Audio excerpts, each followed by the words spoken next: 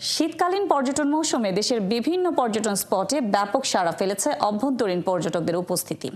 বিশ্লেষকরা বলছেন, ভারতের ভিসা বন্ধ থাকায় দেশের ভেতরে ভ্রমণ বাড়িয়েছে পর্যটকরা।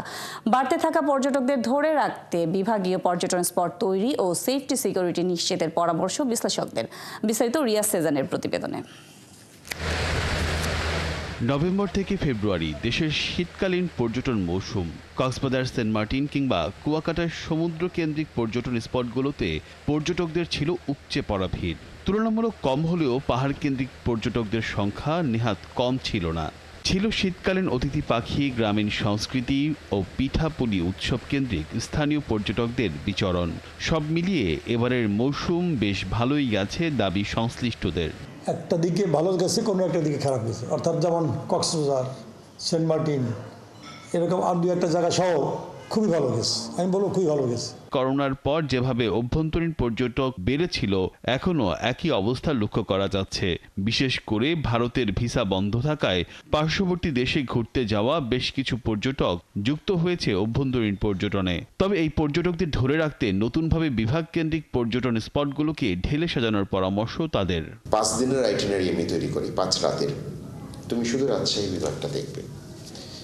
5 রাতের আইটিনারি তৈরি করি আমি, শুধু চিটাগং বিভাগটা দেখবে, সাজেক দেখবে, খাগড়াছড়ি দেখবে, কক্সবাজারে যাবে, সেন্ট মার্টিনসে যাবে, রাঙ্গামাটি দেখবে, পসিবল।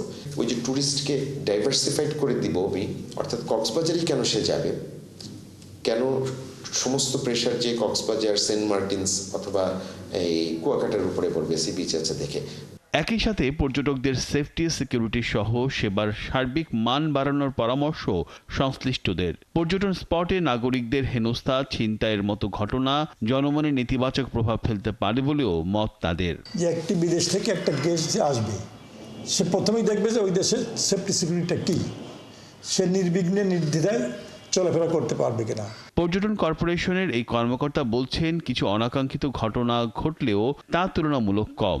একটা বিচ্ছিন্ন ঘটনা ঘটছে, কিন্তু ওগুলো আসলে ট্যুরিজম অ্যাক্টিভিটির কারণে না। যারা করছে সেটা আসলে স্থানীয় তাদের কিছু কনফ্লিক্ট ছিল বলে তারা করছে। যদি কোনো মানে প্রবলেম ফেস করে, সেখানে ট্যুরিস্ট পুলিশ আছে, জেলা প্রশাসন আছে, আমাদের উপজেলা প্রশাসন আছে, সবাই কিন্তু হেল্প করতে প্রস্তুত আছে। অভ্যন্তরীণ পর্যটক বাড়লেও শীতকালীন মৌসুমে কমেছে বিদেশি পর্যটক।